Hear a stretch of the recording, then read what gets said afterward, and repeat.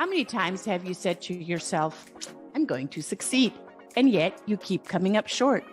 You probably noticed that high achievers with heart do things differently, but you just can't put your finger on it.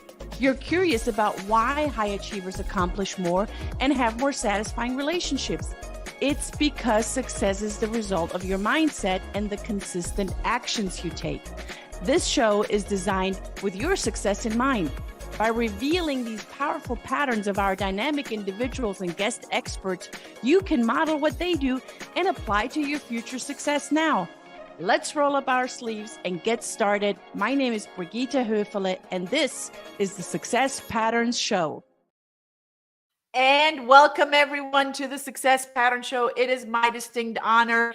We are here to give you the golden nuggets. I'm sure that you have something to write on and write with, because success patterns are more valuable than ideas. Let me explain. Ideas, while very powerful, require trial and error and a lot of time to put into action. Just think about manufacturing. First, you have an idea, then the proof of concept, then a working prototype, then small production batches, and finally, full-scale production. This takes months, maybe even years. And you have maybe met some people who are collectors of ideas and they do little else. Forget everything you have heard about ideas. You're not looking for ideas. You are looking for success patterns. Success patterns are different. Success patterns are better. Why? Well, success patterns are proven, have a logical sequence of steps to follow, have an action imperative, and deliver consistent results.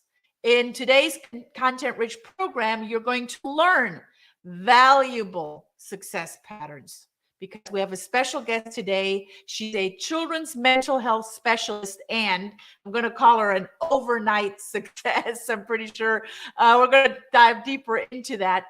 She's a passionate, beautiful being, and her passion is all about children's mental health. And she's giving not just the children, but the educators, the parents, the people around these children tools that they need to make, to get through daily life and to actually make choices, good choices that will impact them in a positive way and that'll reduce levels of anxiety that, gosh, we know people are suffering globally from. From an entrepreneurial perspective, she is like I said, an overnight success, but it took her 3 years to land on her why, her purpose, why is she doing what she's doing and helping others to avoid making the same mistakes. Her mission is to empower, to make conscious and positive choices in all aspects of our lives. We've been taught to be reactive rather than proactive when it comes to our well-being, inner and outer. So why are we waiting for symptoms to appear before we even take action? It's a really good question to ask. So let's put some strategies and tools in the hands of our educators, in the hands of our children, in the hands of our parents, in the hands of our administrators, so they can then solve everyday problems in a positive way and build empathy, another big word, self-compassion and kindness. Holy cow. Children are our future, and we got to teach them well and lead the way. We have the power to make this world an incredible positive place, and it starts with us, the adults, right now. So I am super excited to have Lynn McLaughlin here with us. Lynn, so good to have you. Thank you for being on the show. Thank you. What a beautiful introduction. Thank you so much, Brigitte. Thank you for saying Brigitte so nicely. Oh, that's right. So mental health, kids, where does this come from? Oh boy. Well, 35 years as an educator. In all kinds of roles, starting as a teacher, a consultant, a principal, a superintendent, now teaching in post-secondary. And over time, we all know over the last decade, even longer than that, and there's not a teacher I know, and I know a lot of teachers who can say that there isn't a child in their class, whether we're in kindergarten all the way through post-secondary, that is struggling to some degree with their mental health. Debilitating anxiety, starting with anxiousness, debilitating anxiety, kids who can only come to school for 1 period a day or can't come to school at all. We have day treatment programs for 5-year-olds. But in all of those roles though, and I thought about this just a few years ago, what happens? We need more supports. We add more supports. In our board, we brought child youth workers into schools. We trained them. We trained people on behavior management. We created rooms, zones of regulation rooms to teach kids who are having trouble in managing their emotions. We brought in emotional vocabulary.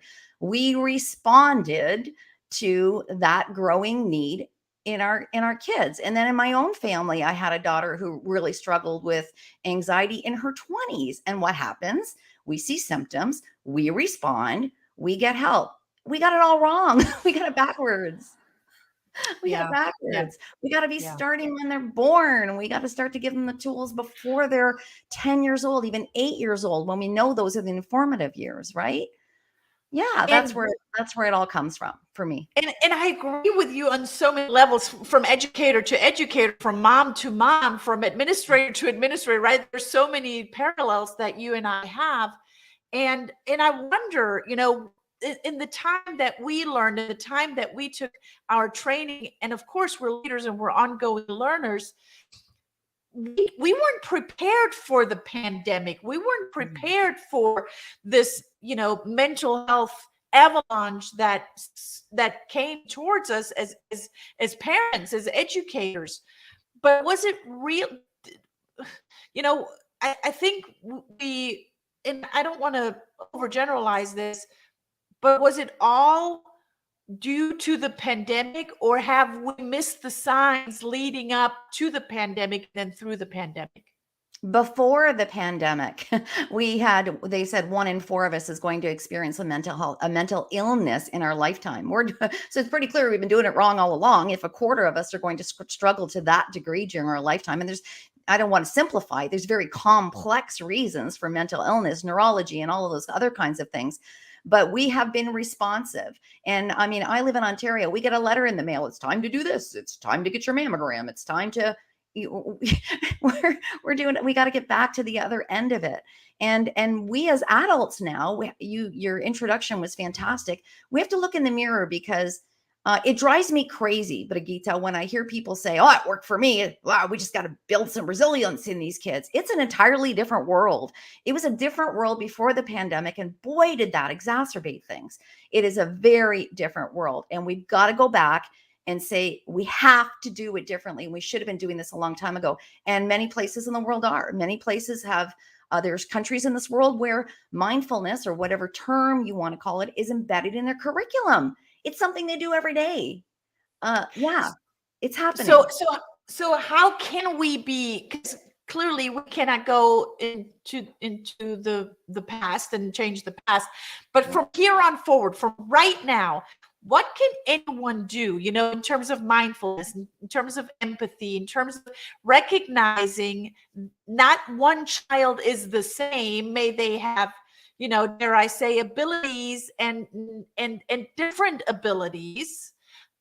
What can we do? Because it's for the untrained eye, for the untrained ear, it's hard to see, because I just had this conversation with a parent the other day, and she made such a clear point. She said, a child or a person with an amputated leg, we're not going to send them up Mount Kilimanjaro by themselves, because it's very obvious that person is missing a limb. Now, mental health is it's not written all over us. There's not one thing where we can say, there's this, and therefore there's that, right? So how can we be more mindful, even if we don't have those lenses yet? $1 million question. Yeah, I think we're talking about hidden disabilities too, right? And that can take on a lot of different forms. But what I've researched and what I've learned, and I've got a partnership with my niece who is a social worker. So we've got the clinical piece there, as well as my educator piece, and all of the experience between us. We have to be thinking about emotions differently. And the words, you've said this before in a past show, emotional literacy is a term that's really, really overused. But to understand what that actually means is, so Teaching emotional vocabulary. I think I heard the other day there are over 1,000 different emotional words. I don't know what they all are. That blows my mind. There's over 1,000 of them. It's not happy, sad, glad, mad. And then teaching the kids to say, I know I am angry. I know I was just in a kindergarten class and it was so fun doing the drama thing. Show me what angry looks like. And they can describe it. I see tenseness in my face, my arms. I'm breathing heavy. My face is turning red. But then to say, why am I feeling angry? And then what are they going to do to get out of it to a positive outcome, as positive an outcome as possible? Our emotions are here for a reason. They're telling us something, but we've got to learn to manage them rather than them shutting us down. And they're shutting down a lot of our kids, a lot of our youth, and a lot of us now. So I think the first thing is we have to understand that process and then do some deep thinking ourselves, because most of us were not raised to talk about our feelings openly. That's tough. Once we start to do so, it becomes a little bit easier. Yeah, I rewatched Brene Brown's TED Talk on vulnerability. Oh my gosh, I think I can recite it at this point almost verbatim. I love it so much, and I've studied her getting ready for my TED Talk. But the vulnerability side, the true vulnerability side, not the going on social media and going and kind of thirsty of, oh, look at me, that's not vulnerability. But a lot of people make that mean vulnerability. That's how a lot of people nowadays also kind of package emotional intelligence of what that means. And different people and different groups of people make it mean different things. So the mindfulness, the education around how can we be more empathetic? How can we learn to detect these big emotions, right? You mentioned big emotions earlier, and how can we then give tools to cope? So what comes after that? Once now someone has a platform to be vulnerable and to be aware and to detect that this is going on, now what? Now we have to learn those tools and strategies. So that's what it comes down to for me. And I'll tell you, when I was working with my niece, I had no idea there were step-by-step strategies that I could be modeling and teaching for my kids. And once I learn them myself and start to practice them myself, then our children see us doing it and they practice it as well. It's okay to show people that we're angry or we're worried or we're scared, but we can also model how we get through that. So some of the evidence-based strategies, we all know deep breathing, right? Well, we can talk about deep breathing. You can call it whatever you want to call it. There's all kinds of different ways to do deep breathing, which I've learned from my niece, Amber. But we can teach kids how to calm their minds by using that as a strategy. We can teach them 2, 3, 4, 5 years old. We just did it with kindergartens yesterday. And boy, do they catch on fast. If they practice that and practice that and practice that, that's one strategy. There are countless strategies out there. We learn them ourselves. We model when we're upset, because it's okay to be upset. But when we blow up, and of course we don't blow up. I mean, blow up, we all get upset in a certain way. Hopefully we don't blow up in front of our children. If we can model how we get through that, like, okay, I come home from work and it's been a horrible day and I'm really upset. It's all right to say to my kids, I have to take 10 minutes. Mom's going for a walk. If you've got little people, I'm going to go sit in the other room with my earbuds on. I have to listen to some music or read. And then you teach them, I'm upset, but this is the way I use to calm down. What works for you? And when they're upset, you help them work through a routine that works for them. It might be going for a walk out in nature. It might be having a bath. It might be whatever it is, but modeling for them. But we have to learn those strategies ourselves. First, what works for us. That's the key. That's I think that's the $1 million answer right there. So how do, in order for our kids, because you said it earlier, or I said it in your introduction, children are our future.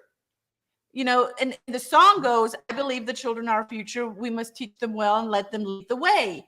Yes, and we might not just teach, but like you said, truly model. But here's the key. When we model with our own limitations, it's not a good model. So it's not up to that we teach the children. We first have to teach ourselves. We first got to pour all of that knowledge into us. And when I say us, I mean the adults, the educators, the parents, the administrators, the you know, whoever works with these children, that's where it starts. Oh, you got my crystal ball right there. My crystal ball would be exactly what I was saying earlier about the countries that are already doing it. Just imagine the synergy we could create if educators, and when I say educators, I'm talking teachers, support staff, secretaries, custodians, anyone who works in a school, were actually taught and as a whole system learned whatever the strategies are, mindfulness activities, whatever. Those kids are then going to go home. First of all the educators will be healthier. They're going to feel better because they found a way to manage their emotions positively. And it doesn't mean that we don't still have those bad days. That's okay. Kids go home, kids model it, parents learn it. I just think the whole thing could really, oh my gosh, the future of kids, if we could start to do this in childcare centers, what a difference it would be. You know, people, we hear all these angry people all the time. Well, imagine a world of empathy where kids can actually recognize there's someone, that person is lonely sitting over. I'm going to go do something about that. And I can tell not just because they're sitting alone, by their physical characteristics, by the emotions that I'm seeing. Empathy. Let's build an empathetic world and have our kids do that and learn it. Yeah. Model it. Exactly. And that's one of the laws that I teach, right? Everything is about expert modeling. And so there's that word of expert, and the experts gotta do a really good job in modeling it. That doesn't mean that we're going to be perfect, but we got to be very mindful in modeling it. I was on Lady JB Owens show this morning. We talked about awakening and modeling again, and having choices, and having, you know, when we're aware that we actually have a choice to either feel really frustrated and angry, or neutral of, okay, so now I'm having this big emotion. What am I going to do with it? Yeah, that's right. Now, you're not just an educator, you're an author. Yeah. So you're contributing with insight to children. Tell us about your books. It's not just one book. Well, yeah. So the book series, I've written a few others, but the book series is called The Power of Thought. And so my partner, she's also my niece, Amber Raymond, she's a social worker, and I was just out for a walk. It was 2 years ago, January. And I just did, why are we doing it backwards? Why aren't we being proactive? Why aren't we giving? And I called her and I said, Amber, do you want to write a book with me? And it turned out to be a series. It's now called The Power of Thought. And we just created this make-believe planet we called Tezra. And it's so, if you're an author and you're doing things on a fictional basis, it's such fun because you can make it anything you want it to be. And it was Amber's idea to name the characters after crystals, because every crystal is unique and they have very positive healing principles around them, right? But every book, there's 4 books out. The 5th book will be the end of this month, teaches an evidence-based strategy. So kids on this planet zoom out, they don't walk, they hover, they fly. And we take them into a situation that any child can relate to and introduce all of those emotions. And they all glow in the color they're feeling because they haven't managed to control them. They don't know how. So every book we take them through, and at the end, they're all glowing green and they figured it out. It doesn't mean they didn't have a tough time, but they're in a place where they can manage those emotions in a positive way. We're really thrilled with it. We're doing parent community presentations now. We're in schools, and lots of, and boy, when we do deep breathing with a gym full of parents and guardians who haven't practiced it before, it's quite an experience. But they're all there for a reason. They want to learn, they want to understand, they want to know, and we learn every time with new questions that come from them too. It's just been so inspiring out in schools reading to kids. Oh my gosh, wow! It's just when I'm you like, say, I know, when you say a gym full of people and they're all breathing in sync, and you're all in there for the same reason, that gives me the goosebumps, because that's truly that ripple effect that so many people are talking about. And it's not millions and millions. It starts with our community, it starts with our school, it starts with at home with our own kids. It starts right there to truly make a difference. And and to use what you have so beautifully put together and written. One of our listeners, she says that's very powerful, and I agree with you, Latanya. And she says, it starts with us. It starts with the adults. So there are four books in the series right now, but I know that there's actually a fifth one coming. Yeah. So You know what? And every time we put out a new book, we say, "Oh, this is my favorite." No, this is my favorite. And the next one that's coming out, our illustrator, we scooped her up right out of high school, Kennedy Collegiate in Windsor, Elisa Batten. And I mean, she's just taken the series to an entirely new level with her creativity. The next book is based on calming yourself using the elements of earth, wind, fire, and water. And it's really cool, like using your imagination in those realms. So every time we come up with another one, this is my favorite. No, wait. It's kind of fun. these books should be in every school library, in every classroom, in every parent's home. And is one of the books, does it come with crystals, or do all of the books come with crystals?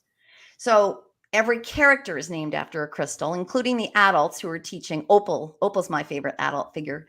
Wears a great big brimmed hat. And we never see the faces of the adults, which is kind of cool. It reminds me of a couple of comedy series from my day. But crystals really accompany all of the characters from all of the books. So we do have a set of crystals we have with little accompanying guides. Carnuli is the name of the character. How does that relate to the crystal? And then you get to look at the crystal and say, oh, wow, this is really individual and kind of neat. But you can buy every book. There's no order. You can buy the third. You can buy whatever book you can buy. I can calm my mind if you want, because that's the way you want to do that. Or I can check my senses, or I have choices. You can buy them individually or as a set, but the crystals will go with every single one. It's perfectly fine. Yeah, it's really kind of cool. And that was my sister-in-law's idea, the crystals, by the way, as an activity center in her class. So there's a whole family of educators and child specialists in the Greater McLaughlin family. Oh yeah, there's a lot of teachers. Yeah, sisters. I love it. Oh, we've got a lot of connections. Yeah. Before we got ready for the show, or as we got ready for the show, before the show, you said two things that really stood out. Well, you said many things that stood out to me. But there's one thing that I really want to reiterate, and that is the books and the knowledge and the mindfulness and the empathetic way of being in our world creates this intrinsic way of growing up. It's not an external, but you got to be that way, because that's how, it's very reactive. But you got to be a good kid, but you got to write good grades, but you gotta. That's all put on the individual child. Where is that self that is able to grow and develop? And that's intrinsic. And talk a little bit about what these books do. Well, oh boy, I'm going to have some people call me after this, but we've got it backwards with all the pressures with academics and achievement. If we could be focusing on well-being, oh my gosh, even pilot it in a group of schools, for Pete's sakes. It would be fantastic if the Minister of Education in the province of Ontario would say, we're going to put well-being as part of the curriculum all the way back down in early years. Wow. And then train the teachers. But it's more than just, so I'm the teacher, right? So with every book, we also have an educational guide. What questions do you ask when you're looking at the cover? What do you ask when you're in the middle, when you're reading it, afterwards? And then we have little fun caricature sketches that children can take and apply something that's happening to their own lives. So they take that strategy and learn it and say, this is what will work for me this time. Then they can start to practice it. Then they practice. If I have choices as the example for now, they can use I have choices every single time something happens and they think they can only do A or B. No, there's so much more out there. And if you know you have other options, that anxiety, well, I don't have to do that. I don't have to, wait a minute, hold on here. That's part of it. So it's not just about reading to kids in this series. And very often it's not, if we're trying to teach something. This is about having them learn it so they can use it for life. And of the 5 strategies we teach, 2 might work for one child, 2 might work for another child. You might have 3 kids and 3 different ones working, right? Because we're all different and we're all unique, and we have to figure that out for ourselves. I hope that answered your question.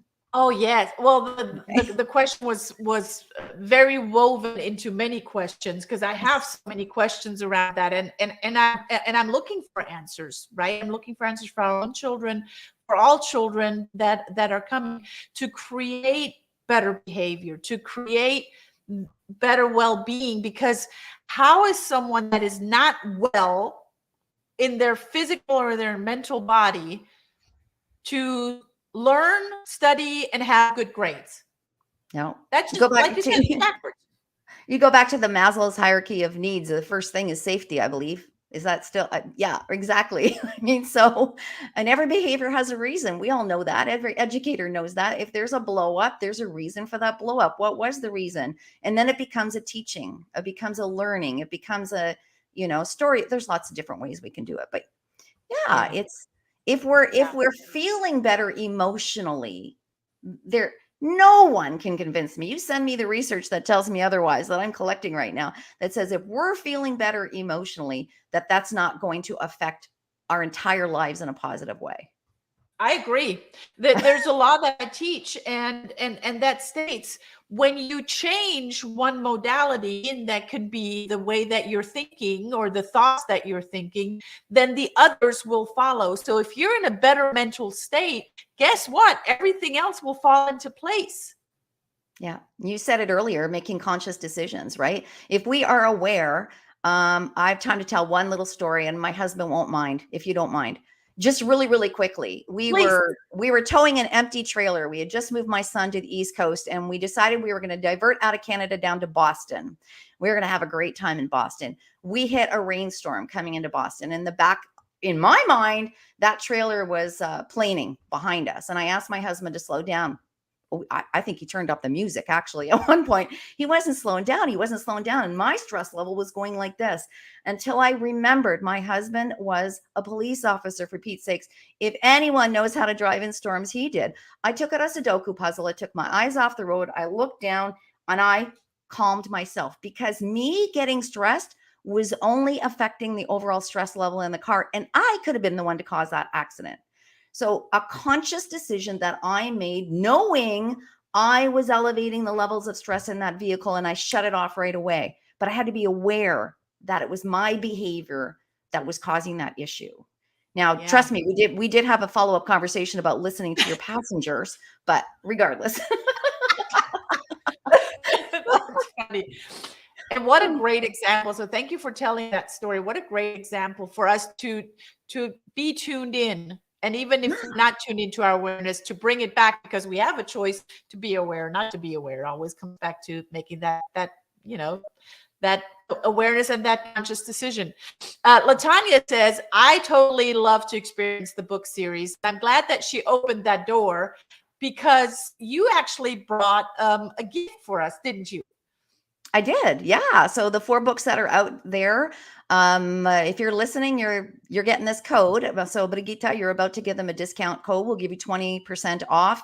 And we always throw in some extra things when we ship things out by mail too. So So I'm definitely getting these books for our school.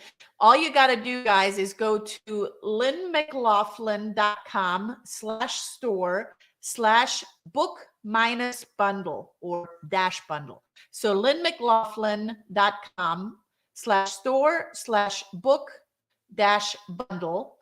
And I'm going to spell Lynn McLaughlin, LYNNMCLAUGHLIN.com. So Lynn McLaughlin /store/book-bundle. And here's the discount code. Make a note of it. It's all capital letters, and it's all together, one word, book bundle and the number 4. So book bundle and the number 4, all one word. That gets you all the books with all the belts and whistles for 20% with 20% discount with book bundle 4.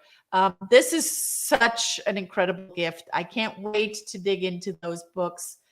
I wish they had them when my kids were little, and I got to say they turned out really, really cool. yeah, I do wish to. I do absolutely. Hey, but we only what's the expression? If we only knew then what we know now. That's right. That's absolutely right. So I know people are eager to get in touch with you, Lynn. How do they get in touch with you? Send me an email, lynn@lynnmclaughlin.com. Yep, no problem. So Lynn, no E, Lynn at lynnmclaughlin.com, or simply go to her website, and that is lynnmclaughlin.com. Lynn, last parting words. What would you leave us with today? Self-compassion, everyone. Amber taught me this. I'm a type A personality, but boy, I've come a long way in a few years. We are human. We make mistakes, and it is okay to make mistakes in front of the people we love. And we just say, hey, I really blew that. I'm human too. We give yourselves some self-compassion. Love it. Thank you. That's the words I needed for today. Thank you for being on the show, Lynn. Guys, tune in again next week, same time, same place, with another great guest expert. Until then, ciao and bye for now. Thank you for tuning in, and you will notice opportunities to apply success patterns daily while eagerly anticipating next week's content-rich success patterns.